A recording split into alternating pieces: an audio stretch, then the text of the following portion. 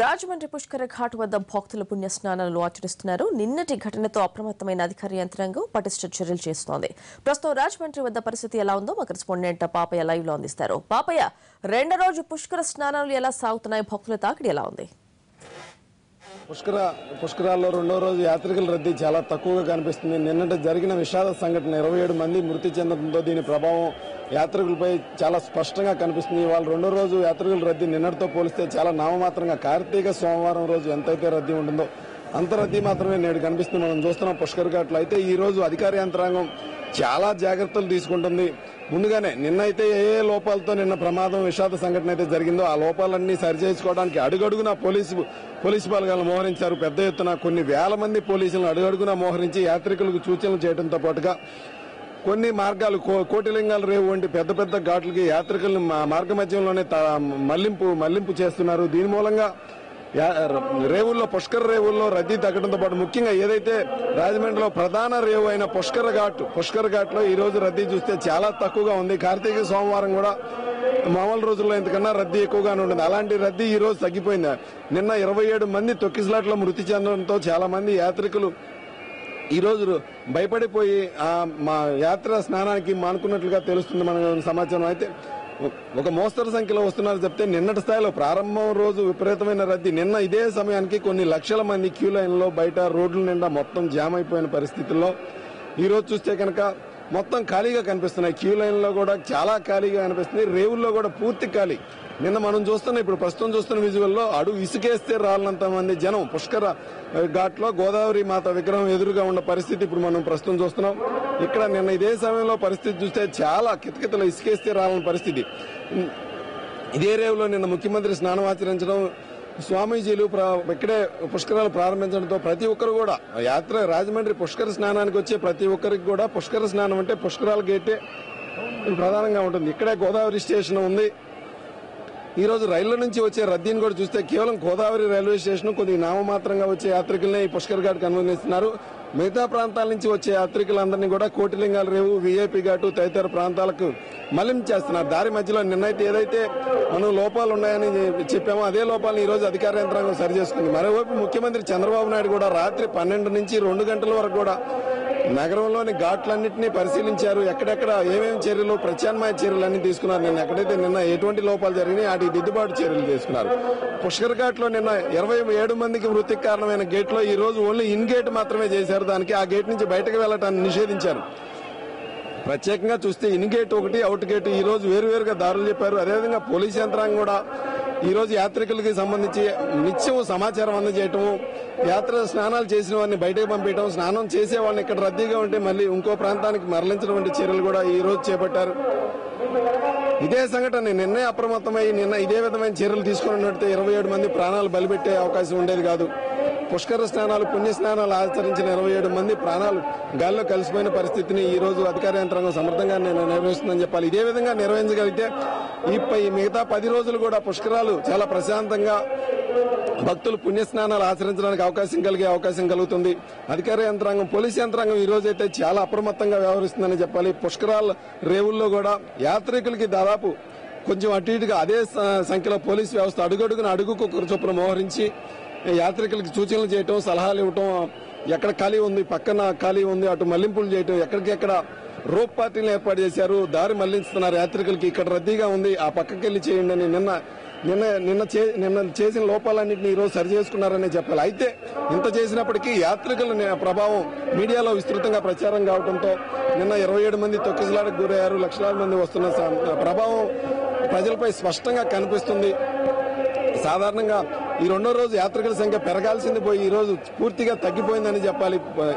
మామూలు అధికారుల అంచనా ప్రకారం ఫస్ట్ రోజు తక్కువ ఉండింది, అక్కడి నుంచి క్రమేణా పెరుగుతుందని వాళ్ళ అంచనా. అయితే అందుకు విరుద్ధంగా ఫస్ట్ రోజు లక్షలాది మంది వస్తే ఈ రోజు చాలా వేలల్లోనే ఆ సంఖ్య ఉందని చెప్పాలి.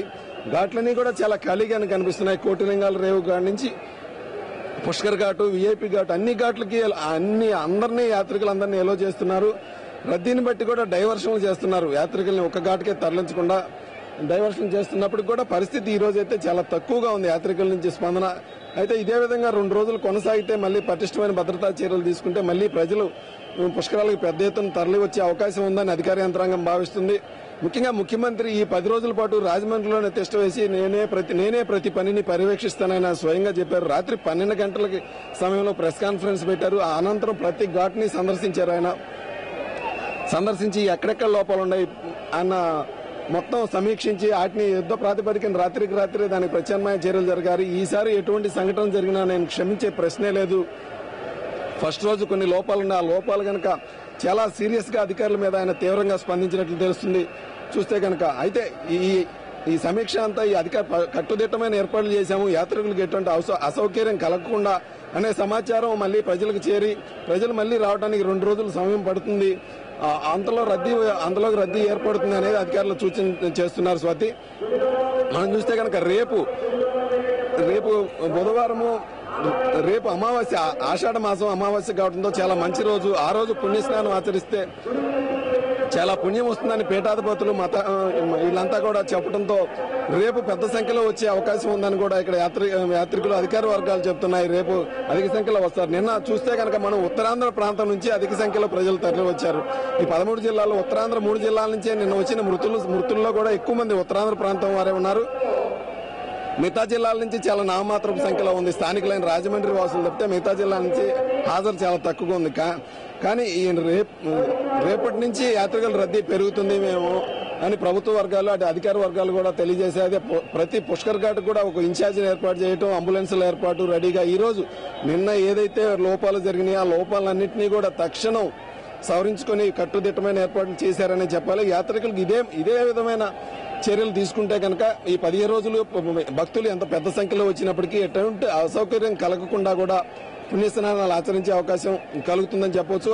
ఇదే విధమైన చర్యలు ముఖ్యంగా ముఖ్యమంత్రి స్వయంగా తిష్ట వేసి బాధ్యులైన అధికారులపై చాలా సీరియస్ గా స్పందించారు.